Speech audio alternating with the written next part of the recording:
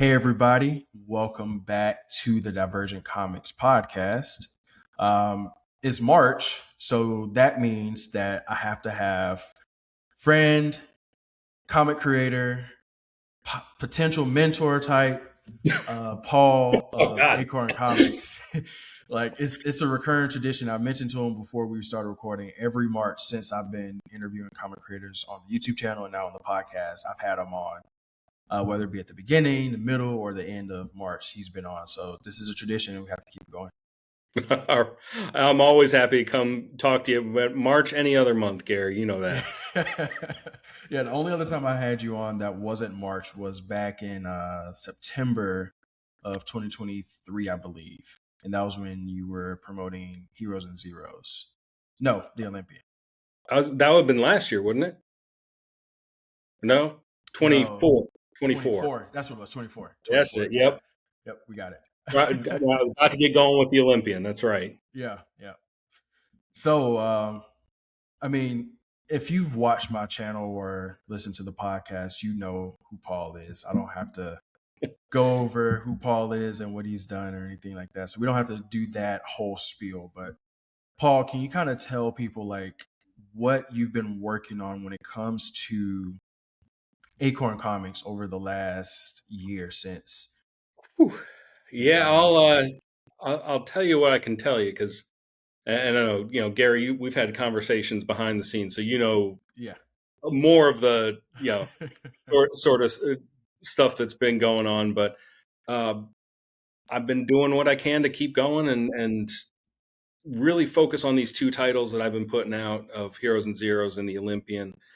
So far, we've been kind of alternating. We did issue 1, issue 2, and now issue 2 of the Olympian's coming out, and just trying to build the brand, build awareness, get as many readers as possible, new readers, repeat readers. I like that too, and help everyone else out as much as we can.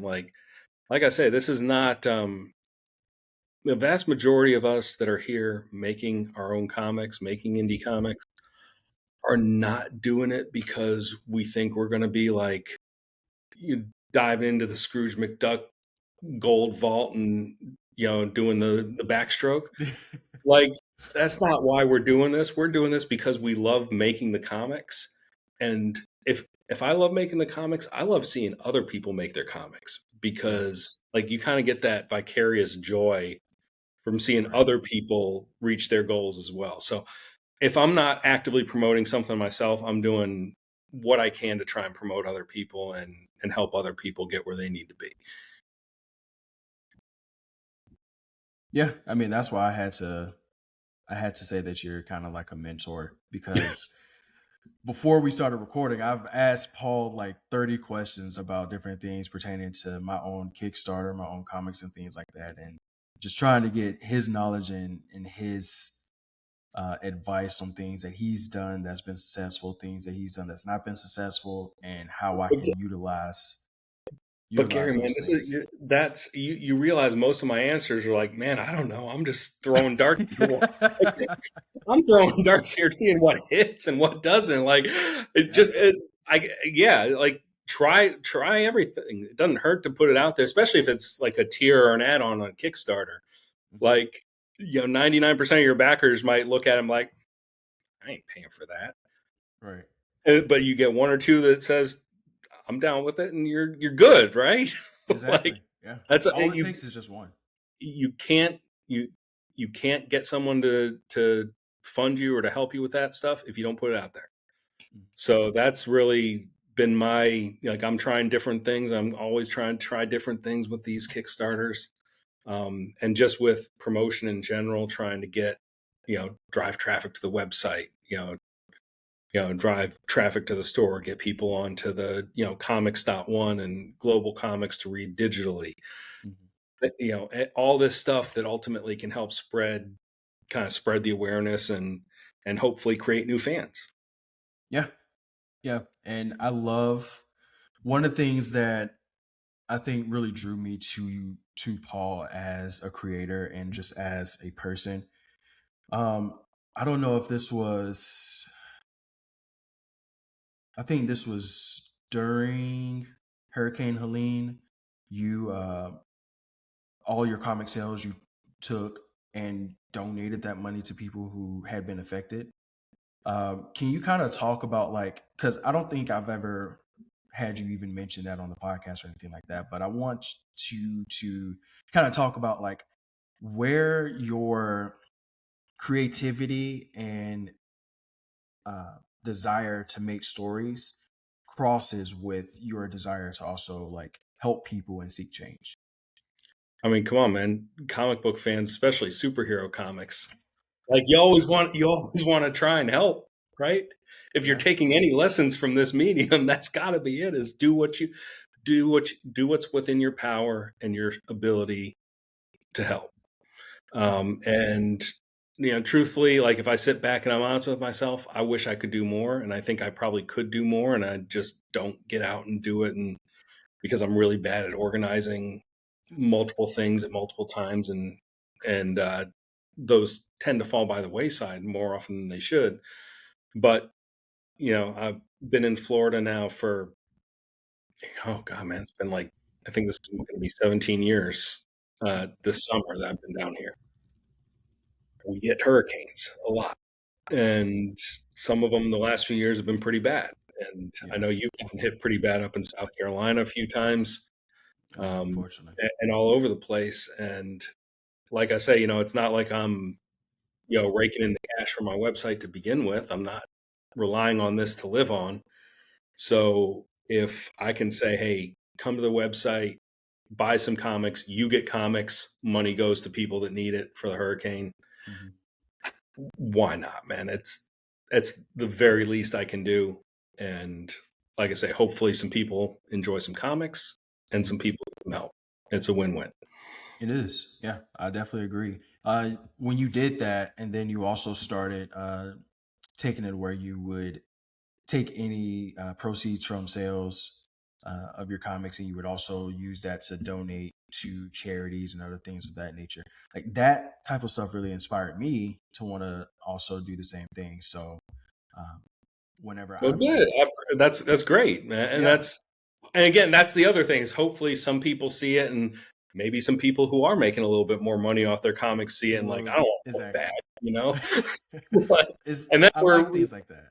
it starts that whole wave of of helping out. And yeah, like Exactly. right now we've got it on the website, and I'm committed to just keeping it this way. That at least 20% right now is of comic sales, or of any sales, merchandise, comics, whatever, um, are going to be donated to charity. Hmm. And the specific charities may change depending on where I feel like the biggest need is at that particular time. I'm always going to put it out there which ones we're supporting right now, and right now it's the ACLU, because, well, yeah, Is I, needed. because the ACLU is very much needed right now, Yeah. and and the Hero Initiative. So one for the broader country community, and one for specifically the comics community. That's one um, that I've been familiar with for years and years. And some of my very good friends have contributed, and some of my very good friends have been helped by them. And it's a really great charity to for the comics community. So I want to do my part to support that where I can. I love it. It's things like that that if you like if you don't know anything about Paul, like that is all you really need to know in my opinion. So between just the fact of, you creating amazing stories, the fact that you also do your part to help out the community, huge. So Paul, you're definitely a gem in this Look, thing. this is why I'm going to keep coming on with you, Gary. You always make me feel so good about myself. and, I'm and just I telling the truth. I appreciate that. Yeah. Yeah, this is great. So one of the things I love about Acorn Comics is just the fact that you have two comics that have come out that are just almost wildly different, but so engaging from page one. So I want to talk first about Heroes and Zeros All because right. that's the first one that I think I backed that Kickstarter and I was just like enamored and floored by the story. So, and correct me if I'm wrong, Heroes and Zeros 2, that Kickstarter just ended last year. And so we're waiting That for one one was late before that. last year when that ended, and that's the one, um, for any backers who are watching or listening, um, yeah, we had a couple of production delays on that. That's my first hard lesson of doing this. So far, not that it's been easy running these campaigns and getting Never everything, is. pulling it all together, but I've done a fairly good job up to this point of estimating timelines and making sure we hit delivery when we said we were going to hit it, and doing all that kind of stuff. This one, first time I did one at the end of the year, I completely underestimated how much the amount things would slow down around the holidays, and most of that being on me as opposed to on anybody else. But we got some other delays going with that, and so it took a little bit longer to get everything together. Right now, it looks like we're going to get those delivered in April. Mhm. So originally we had said February. I was hoping to possibly get March, but that was even a little, um, maybe a little optimistic as it's looking. But with the last updates I'm getting from everybody, I'm very optimistic that April will be the month and those will be on their way out. Man, that's Um, not bad. April. I mean, only being behind about a month or two. I've I've seen some campaigns where it's been like a couple of years, so that definitely no, no, that's true. That's true. But those are the ones who make people gun shy about Kickstarter. that is And true. that's Yeah. why I've tried to be very conscientious about it. Hmm. And I've been very upfront with the backers, and I've sent out updates to everybody about where things are and what to expect. Hmm. Uh, and so I think I'm trying to maintain the trust. I said this is my third Kickstarter, so I can't say that I've got like this long track record of doing stuff, but I think I built up a good amount of trust with, especially with the repeat backers that have Yeah. been there for all three of them up to this point, and hopefully are coming back for the Olympian when we launch next month. Um, and I want to keep that trust, and I want to earn it and deserve it. And that's, I think, if you can't hit those goals, sometimes it happens, but you got to be honest about it. Hmm. That's true. So, talking about Heroes and Zeros, kind of give a short, brief overview of what that story is about. Yeah, brief. Okay. Yeah, you. um, Heroes and Zeros is set far in the future. It's kind of like X-Men meets Scooby Doo. It's what would happen if, like, the theory behind X-Men of, um, humanity starts evolving and the evolution is into the developing these superpowers. What happens if that actually continues? And then suddenly at some point in the future, it kind of flips and it's not, here are these exceptional few individuals who are either heroes or villains or doing these extraordinary things. But what happens if the extraordinary then becomes ordinary? And what then happens to the people who don't have those abilities? And what kind of world are they living in suddenly, where what can you do better than somebody with one of these enhanced abilities? So those are the zeros, and people are kind of classified based on the number of powers that they have. Um, and then the most powerful person in the world is murdered, and three zeros get drawn into trying to actually solve the murder, clear the name of the man who's being framed for it. And the further you get into the story, just the deeper the conspiracy goes, the more dangerous it gets. The stakes keep getting raised, and like I say, we just finished, or we're just about to finish issue 2 out of 3. These are double sized issues, 46 pages of main story. Both of these issues have had bonus stories in the back with some notable creators attached to help us with our bonus stories, which I've been very fortunate to have those those assists come in. That's definitely helped me get some of these things funded as well. So, that's as short as I can go with it. No, that's perfect. I wanted to, for those of you who are watching on YouTube, I want you to see specifically like this cover for issue 1 of Heroes and Zeros. Um, again, if you haven't read this book, you should definitely go read it. It is a really fun read, and it's one of those things that, Paul, I don't know if you've ever like sat and like learned from someone who's written comics before, but I took a couple of writing classes from Comics Experience, and I got to sit under Paul Aller for a couple of classes. And one of the things they talk about in that class is making page turners. You want to always leave the reader on, okay, what happened next? And so I would say Heroes and Zeros definitely does that when it comes to forcing you to want to know what's going to happen next. Every time I finish one page or finish a panel, it's like, okay, I got to get to the next.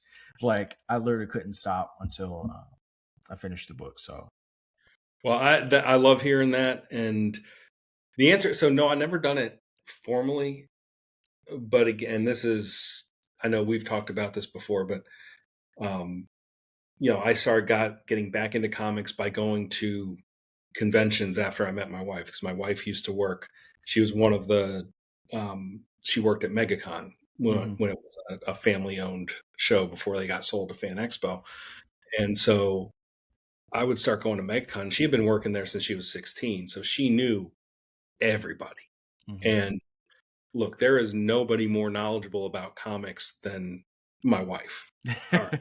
I'll put her up against anybody. Um, and so I started getting around all these incredibly talented people that were just, her friends. Mm-hmm. And sometimes we'd sit and talk about whatever. Sometimes they'd be around other people in the business, and they'd talk about their stories and talk about their comics. And I'd just try and absorb as much as I could from those conversations. Sometimes if there was a real interesting panel going on, um, I've gone to a lot of the like writers panels, and sometimes they'll have panels about how to break into comics, and people will ask questions about how do you get the story together, and all those little things. And that point in particular about the page turner Mm-hmm. uh, was definitely something I picked up from, even though it wasn't from like a formal class or anything like that, just from conversations and panels and things like that I've been to over the years. Now that's nice. I actually want to go to a Comic Con and be able to go to a panel one day. Um, there's so many good ones that pop up at a lot of different cons, so that's definitely one that's on my list. Um, yeah, Take some time out when you said you're going to Baltimore this year, right? yeah, yeah. I'm They definitely always going. and they always have good panels. Yeah, they had some Take, good ones when I went in 2024. yeah, take some time away from the table. Go see a panel, and do it for yourself, because it can help. And you never know what you might learn. Like, Mhm. um, God, yeah, like I remember Brian K. Vaughan at Baltimore several years ago, Okay. and I think I was actually, I don't know, I don't think I was technically moderating his panel. I think I was just kind of there to walk him out when he was done. But he, but one of the things, and this has nothing to do with the actual storytelling. Well, actually, two things he said, and one of them is storytelling, which is like if you're writing a long series, like a full series, Mhm. you don't have to know everything that happens when you start, Mhm. but you have to know the first page, you have to know the last page, Yeah, and you have to know a few key beats in the middle. that And is that's great as long as advice. you've got that, you can fill in the rest. Hmm. Now, the other thing he said, because people would ask him about if he ever wanted to go back to like writing for Marvel or anything like that, it's like, nah. It's like, nah. He's like, I make more selling 10,000 copies of my own comic than I ever did selling 100,000 copies at Marvel. Mhm. And it's like, why do it? Yeah, there's Like, virtually so no I mean, reason to. of course, also because he's Brian K. Vaughan, and you know, at this point, that kind of markets itself. Yeah, that is true. But No, that's actually really good advice. I like that. Um, I think that applies to indie comics at all levels Probably too, even though, more. because again, like if you're doing this and you're making this comic, like I say, I've had, you know, I don't know exactly how many people have read my comics, but it's not 100,000. Like I can say that with certainty. But at the same time, like I say, I'm not expecting to make a ton of money off of this. Right. But if money is gonna be made off these comics, I want to be the one making it. Like I don't want to go to a publisher Mhm.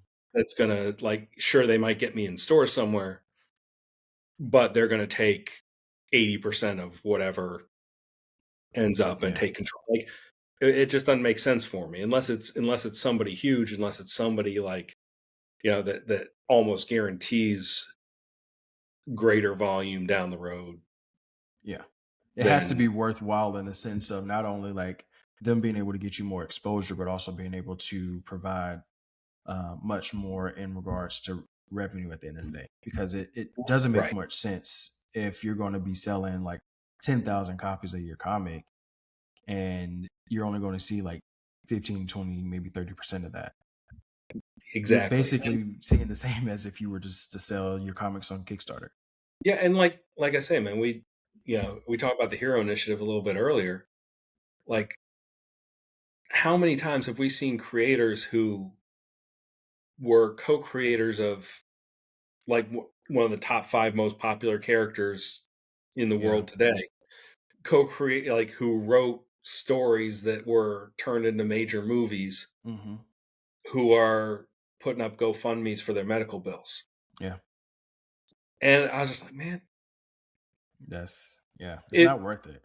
it's not worth it. It's absolutely not worth it for just that little bit of extra boost you might get of getting into a few comic shops across, Yeah, that you might not otherwise get into." that is true. So that was, I think that stuck with me a lot from Brian's panel. I like it. But we got to talk about the reason why you're on today. All right. We need a reason? So, I mean, I guess. Nah, yeah, we do. We do. It's good. So, we're talking about your book, The Olympian. And this is issue 1. Came out, I want to say early last year. Early, around Yeah, this this time was last year. we launched this one about a year ago. It was Yeah. early March of 2025. Um, So, I got to read this book. So, it's funny. So, this is when I had fully committed to being a indie comic book YouTube interviewer. And Paul was like, "Hey, you had me on once. I'd love to come on again. Here's a preview." I think it was what the first 10 or 11 pages of the book, yeah, it was like the and I first finished 12. and I was like, It was like right through the halfway point. "Yeah," and I was mad because I wanted the rest of the book because I was just like, "This book is too good." But And you read that's the also rest of the one of the book. things I kind of took out of. I did. I loved it. It's an amazing book. But I also took that out of your book as well, where when I started doing my interviews for Nighthawk, I sent out about the first 11 pages of the book. So again, Paul is giving me great things to kind of take from. Look, man, But I'd love to get to the point where I've got the book done in time and I can just send out a full press preview. But like I say, at this yeah, point, the production just doesn't work on that schedule. Um, and because I want to get the book out almost as soon as it's done, I want to get yeah, it in same. people's hands. So you got to Yeah, start the promotion a little bit before that. yeah, I definitely feel you on that. This cover for the Olympian was a great cover. I love it, man. The D does amazing work. I love D, like phenomenal art. The focus of this first issue uh from my perspective, and definitely correct me if I'm wrong, was your main character. I can't remember what was his name Vasilis. again? Vasilis, yes. Vasilis. Vasilis and this coin that he found in it was his grandmother's attic, Yep. correct? So go watch or listen or watch, yes, my last interview with Paul where we talked about the Olympian, but kind of give a brief overview of what issue 2 is about. Right. So I don't want to give too many spoilers for anybody who hasn't read issue 1 yet. But like you said, this is Vasilis Meyer. He's a young man of Greek descent living in a small town in New Hampshire, very much modeled after a small town that I spent a lot of time in when I was younger.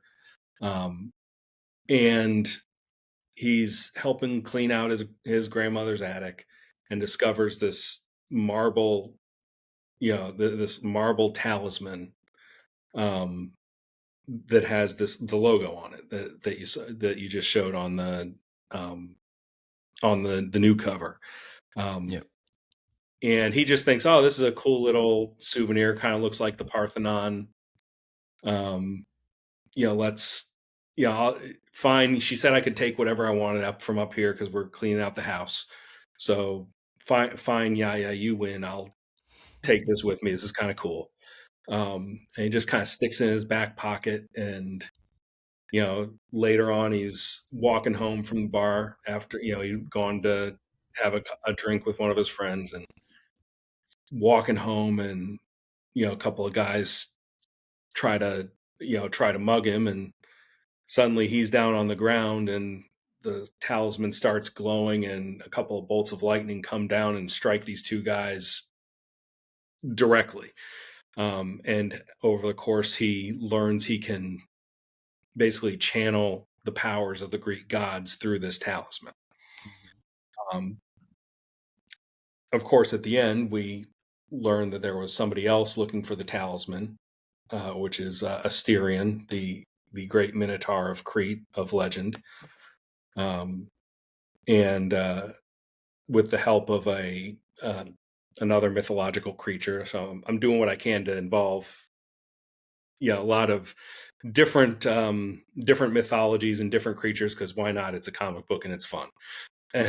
So we've got from Native American lore, Miko the squirrel, who lures Vasilis out of the restaurant where Asterion knocks him out, and then he wakes up in not the best of situations, and that's where we end issue 1. So issue 2 picks up right where we leave off, and you've seen the preview I sent you of issue 2. I sent you a preview of that one, right? Yeah, you did. Okay, good. I actually haven't read it yet. Oh, all right. So you don't even know what's coming, but I don't. I'm trying to stay a little bit in the dark, but it is very tempting because that's that good though. cover. Yeah, but yeah. So we start off with a confrontation between Vasilis and Asterion, and at the very least, well, again, you can see that something didn't go particularly well, where that's not the actual talisman on his chest, but um, it had been held to the fire, and then but you can once again, with the glowing eyes, see he's channeling one of the gods. And what we're trying to do with It it looks is, insane. we've already got our list of like the 12 gods that are making up our pantheon on this. And I know, of Oh, course, nice. Greek mythology, it kind of varies depending on which gods are Olympic god. Like there's a little bit of variation on it, with some of Right. them at least. And so we've got our list of the ones we're using, and each one of the 12 has a different color glow. So whenever he's channeling the powers, you'll see the talisman and the eyes start to glow the same color, and that'll Okay. indicate which god he's channeling. So, question on that. What I know we don't want to give out any spoilers, so you don't have to tell me like which colors and refer to which gods. Sure. But how did you decide on which colors for which gods? Uh, so some of them were, would be kind of obvious. Like, um, I forget. Like, I think Poseidon is a deep blue, something like, that sort of thing. Okay. And so we've got, so that, but I kind of went through. I'm like, okay, this one should obviously be this. This one should Mhm. obviously be this. And then I'm like, man, how do I come up with 12 different colors like that are Started not getting into some like random like weird ones like right, like cherry red, fire engine red. But you got to be real careful that they're not too similar, right. you know, That's true. or if they are kind of similar in color, they can be distinguished by the circumstances. That makes sense. Like Yeah. you don't want, if there's two gods with similar abilities, you don't want their colors to be too similar. Makes sense. Um, so and I honestly I don't know what the colors are off the top of my head. That's why I wrote them down. Um, and We're and writers I for don't a even reason. think D knows what the colors are, because D doesn't handle the colors. So like I send that to Ibrahim, who's our colorist and who does a phenomenal job on it. And you saw that one promo piece we did Yes. with the 12 hands touching the talisman, Yes. and each Yes. one, if you notice, has its own little color around it. Oh yeah. And so Oh. that there was definitely a little back and forth with Ibrahim on that one, Mhm. just because that was the first time he'd had to do Yeah. all of it specific at once. Makes Um, sense. and so we wanted to make sure we got that all. But benefit of that is now, hey, he's got his template. He can just Mhm. pull that up and like, hey, Yeah, which it's guy? just right there. Ring of Gods right here. Yeah, Yeah. we got. No, that's awesome. Actually, I love that. I'm I'm getting even more excited for the Olympian too. It's I love the first one, so the second one I'm really Look, really Gary, geeked about. I wrote this issue. Like I wrote this issue before I even had D on board Oh to wow. do it. Like, I think I'd finished the first two and I'd started on issue 3 already. And so this one's been with some tweaks Yeah. along the way, but this one's been done for a while. So like back in November, I was at a con and D started sending me pages. I'm like, damn. Or no, actually, it was. I don't even think it was pages. I think it was the promo Okay. art that she was sending me then. I was like, that's so That cool. is awesome. So Yeah, I like do I'm getting love psyched. D's work, so I know I'm that getting psyched was every time I get something new, like a new yeah. message from her. Like, awesome, I love it. Oh man. Okay. So So yeah, normally I have like a bunch of questions written down ready to go, but we've done this 3 other times already, so it's not like there was much for me to ask, but I do have one question I want to know because I feel like I know I've asked a variation of where did the Olympian come from? Like, where did that story come from? right. So we've talked about that. Go listen to that episode or go watch that episode. But you mentioned that you've already gotten like 3 issues deep. Do you have like a longer term plan for this story, or like is there like an This ending is a, that you see in oh yeah, like this is a 5 issue arc. It's nice? I'm taking Brian K's advice. Okay. It is a 5 issue arc. Hmm. I know what the last panel is going to be. Okay. Um, and you know, it's always good because, like you say, you've talked to Dee before. You actually had Dee on at one point, didn't you? I did, yes, last Yeah, year. I thought you did. And like Dee's been doing comics and comic strips and everything for so long, Hmm. and she has so much more experience in this than I do, as a creator, especially. And so when you know, first of all, I was just thrilled that when she read the first two issues, she was like, "Yeah, I'm in." But then when I was talking to her about like sort of the long term, like where the art goes, because I mean, truthfully, I've still got a few details in issues 4 and 5 that I got to work out, Okay. um, of as far as how I want to handle certain things. But I told her how I envisioned that last page going, and she's like, That says a lot because D, when "Yeah." you I'm get the like, D stamp of approval, like, and I can't wait to see her draw that page because yeah. it's just gonna be a perfect wrap up to this Mhm. arc and a perfect jumping off point if we end up going further with it. Okay. And that's kind of, again, that's kind of one of the things I want to do with with any of my stories, really, because I don't want to cut off the possibility of these becoming bigger. I never want to count on it, Hmm. but I don't want to cut off that possibility. And if Makes we really sense. do get that kind of following where there's a desire and a market to have more stories in this universe, Hmm. or if I'm just like, man, I got another one I got to tell with these characters. I just got to do it. Um, I want to have somewhere to go with it, Right. and I want to kind of leave that last issue with, we can definitely start up a new arc Hmm. right from here, and we've already dropped a few Easter eggs. I love that, actually. I love that.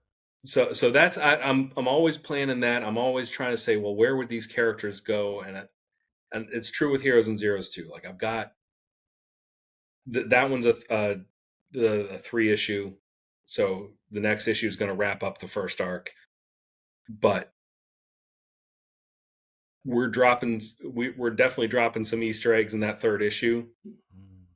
and I've already got like very high level outlines of arc 2 and arc 3 should we get to it. And maybe arc 2 and arc 3 aren't arcs, they're just maybe one shots Mhm. that take the story a little further. Okay. Um, and it could be either or. Like we could do it a bunch of different ways, but there's other stories to be told in these universes.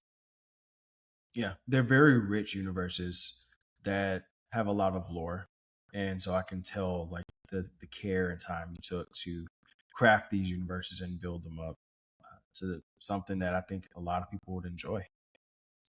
That's look, I love the world building. I absolutely Mhm. love the world building because I think if you build it, it's kind of like I'll use the Star Wars analogy, right? Mhm. With absolutely zero disrespect to the legend George Lucas. He's not the greatest at writing dialogue, Yeah, and he's yeah, maybe not the greatest director in the world. yeah. But good lord, that world that he created, So that immersive. that is so broad and so wondrous, and there's so many different stories and different types of stories that can be told in that universe over the course of centuries and millennia. Like Hmm. you can go any direction you want and you can figure out, well, what happened before, what happened next, what happened in this corner of the galaxy that nobody's ever talked about. Yep. Like, and he just built such a magical, fantastic world. And so that's kind of what I want to do with, especially with Heroes and Zeros, because I That's think the when one you I can put definitely see that. something that far out in time, there's a lot more possibilities for filling in gaps. Yeah. But with the Olympian too, like hey, we've got, Greek mythology already, we've got Native American mythology already, so we already established that, hey, other mythologies might have been real as well. So Yeah. that leaves So us much some you can do with it. different storylines we could pursue, right? Yeah, And that's exciting. So, starting to wrap up a little bit, Paul. yeah. As usual, this is great to talk to you. But and you kind of already touched on this, but outside of Heroes and Zeros and the Olympian, is there anything else that people can, I guess, look forward to from Acorn Comics in the near future? So, not in the near future necessarily. Okay. And that the reason is I want to, and again, you know the economics of indie comics. Hmm. It's real easy to get too far out over your skis.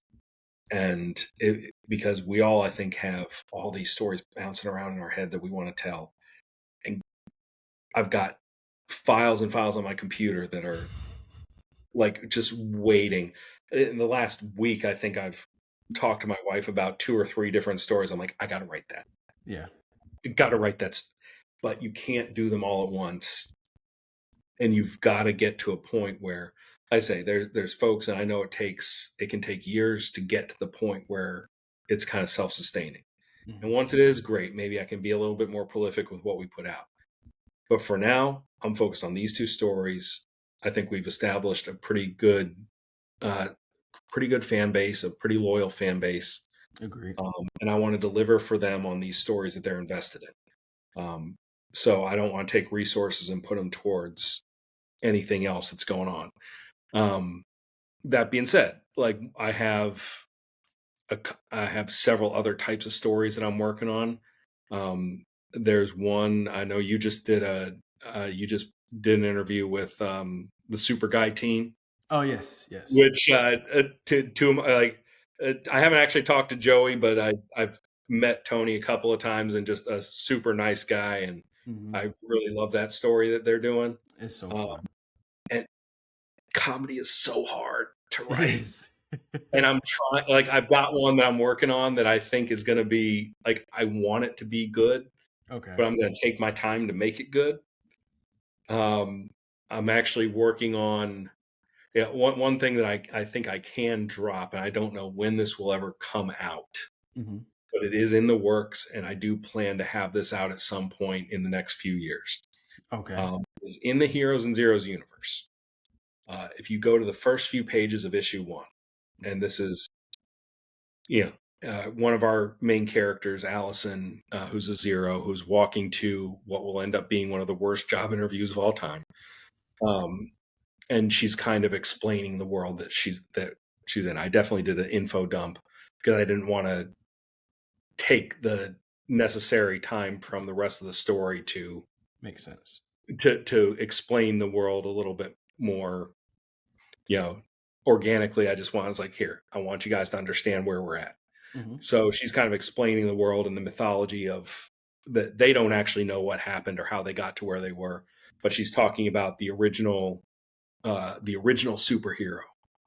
And you see these flashbacks with him and the superhero team that he's a part of. And so I am actually working on a one shot of that super team, the Sentinel Uh, Society, set modern day, okay. like, which is when the past was, and Allison's story was Yeah. our modern day. And so I've got that. I'm going a little. I've gotten that pretty deep into that one. It's at this point. So it's just a matter of, when we get that out, when's the right timing for it. Um, I definitely want to get issue 3 done, and then maybe we include that. I'll probably putting out a collected edition of Heroes and Zeros once issue 3 is done. So whether I do this one shot in between or maybe do it as a bonus with the collected, I don't know. Um, That's nice. but that's coming. So I do have one more story in the Heroes and Zeros universe, that'll give us a little bit more of the backstory once once we've kind of gone through the main story and what happens with these characters. Um, but that I got a comedy. I got a couple of like thriller, sci-fi type of things, like Awesome. or supernatural type stuff that's in the works. Um, Possibly some all ages stuff that I've got in the back of my head. But like I say, all these ideas, Yeah. but you can't do them all at once. Yeah. So, Yeah. You got to pick and choose. I so you definitely just kind understand of, it. I say my method is I'll jot down the idea, and if I really can't get it out of my head, I'll start writing maybe the first 10 pages Okay. script and then outline the rest. And that's kind of how I know if I've got something real there, Yeah. you Makes know? sense. I like it. So that's it, man. That's what we got. And then I'll be at a couple of conventions this year. If anyone's going to, let's see, PalmCon South in Delray Beach, in April, I believe, second Saturday in April, which I think is the 11th. Okay. Um, I'll be there. I'll be at First Coast Comic Con in Jacksonville in July. Nice. Um, I'll be at PalmCon Treasure Coast, which is going to be probably in November. Hmm. It's in Port St. Lucie. So those are my local shows. And then I'll be venturing out of the state of Florida for the first time at a convention and going to Granite State Comic Con in Manchester, New Hampshire Oh, that's exciting. in September. Right. So, hey, look, man, the Olympian is based on the town of Keene, New Hampshire. Yeah. You can't, you So couldn't pass that up. I figure I still got friends up there, man. I got to Yeah. draw them out and bring them over. Awesome. Well, actually, speaking of the Olympian, I guess a random fun question I would love to ask. I don't even know if I asked you this last time, but if you could get the Olympian adapted into any other medium, what would you like to see the Olympian adapted into? Ah, that's a good question. Um, and actually, I was something, I'll give you a quick answer and then I'll give you my random thoughts if I still got a minute. But the quick answer, I think probably some form of animated series. I could see that. Um, I think it works. It makes it easier to work with things like minotaurs and Hmm. other mythical creatures if you've got already sort of a animated style and going along with it. Um, but like we're talking about indie comics in general and the economics of indie comics and the reality, like there's always a lot of talk about this and how do you bring, because there's audience there and there's people that want different stories and new stories Yep. and it's just a matter of finding them. But the truth of the matter is, I think the way you got to establish that, unfortunately, like, and I say this as somebody who loves comics as a storytelling medium, like, but if you want to get more broad appeal, it usually takes getting adapted into some other medium to get the attention to come back to the comics. Yep. And then you got to be ready for it. And whatever's coming out, first of all, the original source material has got to be just top notch. But then whatever you got next coming has just got to be, you Even know, better. even better. You got to keep Yeah. raising your level to keep the people coming. Mhm. And that I think is, if there's a formula other than just flat out pure right place, right time luck, um, that's probably it. And that's, hopefully, if anybody's out there watching, come talk to me. I'll talk to you about my stuff and Yeah.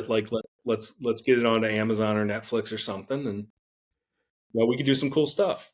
Yeah. I mean, if anyone is watching that has that type of pool, like, let's start a sponsorship because, like, why are you Right. watching my And, channel like that? and like, I think about that in the terms of like, if that happens, shoot, I could finish making these stories. Like I could just, here's the money for Casey and D and Maya and Reed and everybody else and that's involved in it.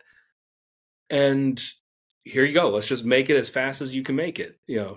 and we'll get these stories out and then we'll have the resources to do more stories and get that all done. And like it's not because I'm like, oh, I'm speculating here, I'm just trying to do a storyboard for something else and trying to get rich off. No, like this is so that I can keep making all these comics that are sitting on my computer right now that I just don't have the resources to go out Yeah. because I'm not going to ask somebody to work for free, and I'm damn sure not going to use AI. Mm-hmm. So, like, the alternate is I have to give somebody money to make art, Yeah. and I have to have the money to do that. So, That is the so for important now, part. the Yeah. stories wait. Yeah. But that's. But no, I would love to see something adapted at some point because I do love writing comics, but I love watching all sorts of stuff Mm-hmm. and consuming all sorts of stuff. So I would love to see that um, come to life in that sort of way. That'd be awesome. So, final question, Paul, and then I'll let you go. Thank you so much for jumping on here. This is an annual tradition. So, everyone, I mean, if we're doing this 10 years down the line, just know every March Paul's going to be on this podcast. Like, it's an honestly open invitation that's always there. And it's funny because it just kind of worked out this year the way that it did, because I put out the request for people to fill out a form and submit to be interviewed. And the way I wanted to do it is I didn't want to try to overload myself and do like one every week, because I Right. knew like I just couldn't do that bandwidth. But I ended up somehow like scheduling Paul at the beginning of March. And I didn't even think about it literally until we sat down to do this recording. I was like, this is an every year thing now. So it was just kind of It funny. also means, though, that you had me on for one of my very first interviews for my very first comic. Yeah. Because 2 years ago is when we launched Heroes and Zeros 1. Hmm. So I appreciate it, Gary. Like, Yeah. thank you. You've been That's here from the exactly what beginning. it is. I Exactly really what appreciate Yeah, not a problem. I'm a big fan. As I say all the time on social media, I tell anyone I'm a big fan of Acorn Comics. So, but my final question, and I'll let you go, Paul, because I know it's been a long day for both of us. But if you're at a panel, you're the main keynote speaker, and someone asks you how they can get into comics, what would be one piece of advice you would give them? go to a better panel. No, It- the advice that I have heard the most often, and that I still think is the truest advice, is you don't need permission. Mm, Make your comic. That's it. That's it. You want to know how to get hired by DC and Marvel? I don't know. That I can't give you advice. You want to get into comics and make comics? It's simple. You go make your comic. If you don't have somebody, if you can't draw it yourself, or you don't have somebody to draw it, you either save some money and get somebody to draw it for you, get somebody who's kind of at the same place you are, who's willing to go in on a partnership with you, or pick up a pencil, start sketching, learn it. There was I remember back in a Kickstarter earlier this year, from somebody that from off of Threads, actually, who just was like, you know what? I decided a couple years ago I wanted to teach myself to draw and try and draw something like this. That was my own comic. And so I did it. And this is a couple years in the making, and here it is, and it looks like it's a lot of fun. So I went and I backed it, and it was very cute and very fun to read. yeah. You don't have to be a perfect artist. Like, Hmm. you just got to tell your story the way you want to tell it. So that's it. Go make your comic, man. Go do it. I love that advice, and this is the last thing I'll say, and then we'll definitely wrap up. But I love that advice because oftentimes people will just say, "Just do it," but the way that you framed it put more. To me, it felt more empowering to just be like, "Yeah, go make your comic, but find the way that you want to make it." Like, if you want to hire an artist to do it, okay, find a way that you can get the artist that you want to hire to do the art, or like you said, learn to draw. If I was more patient, I probably would have learned to draw myself. Yeah. But yeah, I'm not that patient, and my arm gets tired. Like, exactly. I use my arms all day, whether it's like lifting up IT equipment or moving servers and things like that. I don't want to have to use it to also like draw and all of that. So Well, man, the artist Danny Earls, right? I think so. Name So sounds familiar. he's been doing a lot of stuff, but he's the guy. He was a professional soccer player, and he was just out there. But he also loved comics, Okay. and he decided that he wanted his post soccer career to be Hmm. comics. Uh, So this man sat down and taught himself how to draw. that's nice. Every day when he was done with soccer, he'd sit down for several hours and draw because that's what he wanted to do. And a couple of years ago, he hasn't been working professionally for terribly long. Hmm. It's probably longer than it seems like because the last 5 years have been a century and a Insane. minute all at the same Yeah. time. But several years ago, he went to I believe it was Thought Bubble over in the UK. He's Irish, Hmm. and he had gone and he had his portfolio, and he knew Gail Simone was going to be there. It's like Oh. he's pumping himself up. He's like, I'm going to show Gail Simone my work. I'm going to show my work to Gail Simone. I remember hearing him talk about it at one point. And I went in. I was there all day, and I walked over to her table, and she had like 4 people in line. I was like, nah. And he turns around and walks out of the convention. Oh no. And then he's like, no, man, come on. And he turns back around, goes back inside. And like Kale is such a wonderfully human being and just She so is. encouraging all the Hmm. time. And he goes up to her and shows her his work. And I remember this is when I was still had an account over on Twitter. But I remember Gail's tweet. And like that day, she took pictures of this man's portfolio and Hmm. put out on Twitter. She's like, check out this man, Danny Earls, who just showed me this work at Thought Bubble. Editors, hire him while you still can. And I think he's been working ever since. I Like, imagine so. and and that's a remarkable story. It doesn't usually happen Hmm. that way. But like, if you go find his work out there, like it is absolutely remarkable.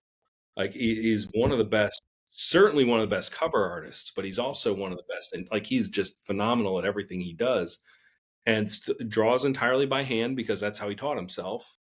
Like, and he'll put up like pictures of like the stacks of paper, like this is the comics. These are the comics I drew this week. like, but it's that sort of thing. Like, if you want to do that, you can.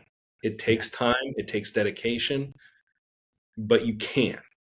And there's no excuse not to. Don't pick a shortcut. Don't go around it. Don't convince yourself you can't do it. Just if you want to learn to do that, go learn. Especially now, like there's so many tutorials out there and things you Yeah. can watch for free. Hmm. Um, all it takes is a pencil and paper to learn how to draw. That is true. That is the And perfect place to lots stop, and lots though. Yeah, that's the perfect place to stop, Paul. So thank you again for allowing me to just, I guess, really just talk to you for about an hour and Garrett, thank you for talk having about your me on. I, comics. I love coming to talk to you. It's always a blast. And Always, yeah. I say, and for anybody watching and listening, thank you for listening to me ramble for an hour. It's always great. But Paul, for people who are watching and who are listening, tell them where they can find you, follow you, and get more of your work. All right. So you can find Acorn Comics on Threads, on Facebook, on Blue Sky, on Instagram.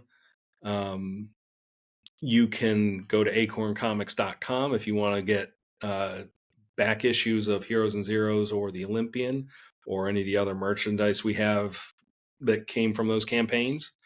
All there on the website. If you have like to read digitally and you have subscriptions, you can go to Global Comics or Comics.one.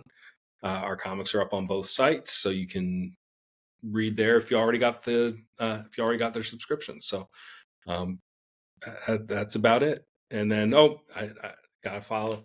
Please go follow the campaign for the Olympian and please back it when it launches in April. It is very easy to find, olympiancomic.com.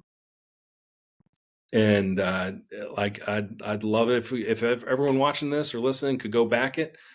I would appreciate it, because hey, it's free to back and it helps me out whether you end up, or it's free to follow it and helps me out whether you end up backing the campaign or not. You still got time to decide whether you want to do that. Yeah. But just having those followers helps us when we launch. So that's a big thing. Yeah, I mean, I'm going to be backing it. I've backed every campaign so far. You have, and I love you for it, Gary. Yeah, always.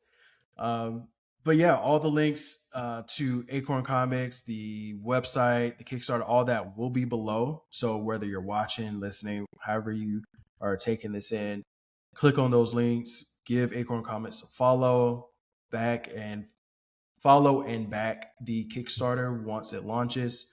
And yeah, let's just continue to show love to Acorn Comics and to Paul, because like I said, like from the top, and that was completely unintentional, but just talking about everything that he does for the community and how he wants to give back, you should want to support someone who does that, especially living in the times we live in now. Wow. Thank you so much, Gary. Always great talking to you, and thank you, everybody. No problem, Paul. Thank you again. This has been the Divergent Comics podcast. I'm Gary, and you all have a great week. Go read some comics.